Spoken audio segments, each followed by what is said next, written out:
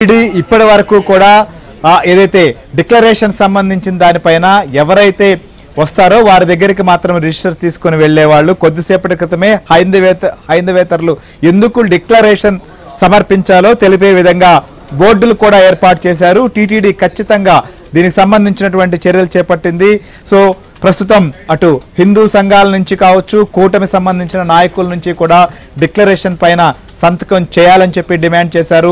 కొద్దిసేపటి క్రితం మనం చూసాం నెల్లూరులో కూడా ఆనం వెంకటరమణారెడ్డి టీటీడీ అధికార ప్రతినిధి, ఆయన సంబంధించి కూడా చాలా క్లియర్ గా జగన్ సంబంధించినటువంటి మతం సంబంధించిన అంశము, ఆయన వివాహం కాకపోతే వారు పాటించేటువంటి విధానాలు, వీటన్నిటికి సంబంధించినటువంటి అంశం పైన కూడా మీడియాలో మాట్లాడడం జరిగింది.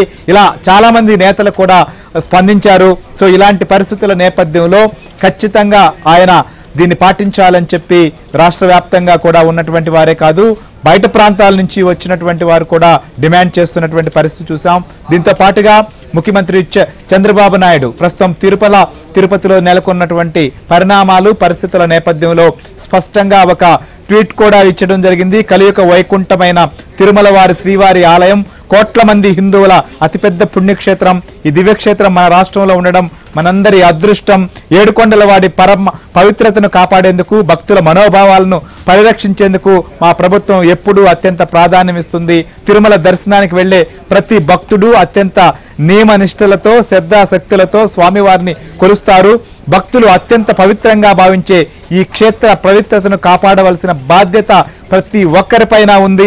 శ్రీవారి సన్నిధికి వెళ్లే ప్రతి ఒక్కరూ ఆలయ నియమాలను, ఆగమ శాస్త్ర ఆచారాలను, టీటీడీ నిబంధనలను తప్పక పాటించాలని కోరుతున్నాను. భక్తుల మనోభావాలకు, ఆలయ ఆచారాలకు భిన్నంగా ఎవరు వ్యవహరించవద్దని విజ్ఞప్తి చేస్తూ ప్రస్తుతం జగన్ టూరుకు ముందే, జగన్ ఏదైతే గన్నవరం ఎయిర్పోర్ట్ నుంచి బయలుదేరక ముందే స్పష్టంగా కూడా ట్వీట్ చేయడం జరిగింది. అందుకు అనుగుణంగానే తిరుమల క్షేత్రంలో కూడా ఖచ్చితంగా బోర్డులు కూడా ఏర్పాటు చేసినటువంటి పరిస్థితి. ఈ నేపథ్యంలో మొత్తానికైతే మాత్రం ఇది ఒక పెద్ద చర్చకైతే దారితీస్తోంది. సో ప్రధానంగా మనం చూసాం రామారావు, ఈ ఏదైతే డిక్లరేషన్ సంబంధించిన దానిపైన కూడా 1990లో అప్పట్లో కాంగ్రెస్ ప్రభుత్వం మర్రి చెన్నారెడ్డి ముఖ్యమంత్రిగా ఉన్న సమయంలోనే ఒక చట్టం తీసుకొచ్చారు. సో దేవాదాయ శాఖ పరిధిలో అప్పుడున్నటువంటి ఆలయాల్లో ముఖ్యంగా టీటీడీ తిరుమల క్షేత్రానికి సంబంధించి కూడా.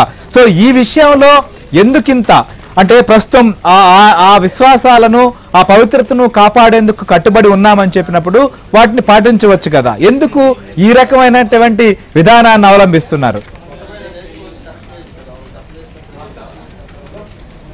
తన మీద వచ్చిన నిందను తొలగించుకోవాలి అంటే వేరే వాళ్ళ మీద నింద వేయాలి అనే ఒక అంశానికి జగన్ కట్టుబడి ఉన్నారు అనేది కూడా తెలుగుదేశం నేతలు చెప్తున్నారు. ఎందుకు అంటే తిరుమల శ్రీవారి ప్రసాదానికి ఉపయోగించే ప్రసాదం లడ్డూ తయారీకి ఉపయోగించే నెయ్యిలో కల్తీ జరిగింది అని చెప్పి ఇది వైసీపీ ప్రభుత్వ హయాంలో పిలిచిన టెండరు అని, దీంతో హిందువుల మనోభావాలు దెబ్బతిన్నాయి, శ్రీవారి భక్తులు కోట్లాది మంది భక్తుల మనోభావాలు దెబ్బతిన్నాయని చెప్పి పెద్ద ఎత్తున ఆరోపణలు వచ్చిన నేపథ్యంలో వైసీపీ ఒక్కసారిగా ఉలిక్కిపట్టమే కాకుండా ఈ సమస్యలన్నీ చుట్టుముట్టడం, మతం అనేది ఒక మత్తుమందు అంటారు, ఈ మత సంప్రదాయాల్ని అగౌరవపరిస్తే ఎవరైనా సరే ఆ ఉప్పెన్లో కొట్టుకుపోతారు అని కూడా పీఠాధిపతులు, మఠాధిపతులు కూడా పెద్ద ఎత్తున నిరసన వ్యక్తం చేశారు.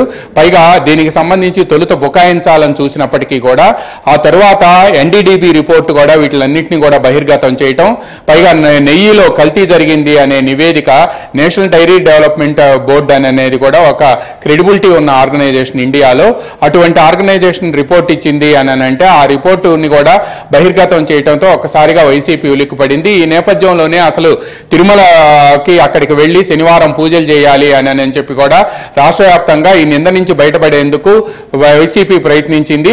అయితే ఈ లోపు తిరుమల శ్రీవారికి డిక్లరేషన్ ఇవ్వకుండా శ్రీవారి దర్శనానికి జగన్ వెళ్ళటానికి వీల్లేదు అని చెప్పి హైందవ సంఘాలతో పాటు పీఠాధిపతులు, మఠాధిపతులు అంతా కూడా తిరుమలలో పెద్ద ఎత్తున, తిరుపతిలో పెద్ద ఎత్తున నిరసన వ్యక్తం చేయాలని నిర్ణయించారు. బీజేపీ కూడా దీనికి మద్దతు ఇచ్చింది. అయితే శాంతియుత నిరసన తెలపాలి అని చెప్పి కూడా నిర్ణయించారు. అయితే ఈ రోజు ఉదయం నుంచి తిరుపతిలో జరుగుతున్న పరిణామాలు మనం ఇంతకు ముందు కూడా చెప్పుకున్నాము.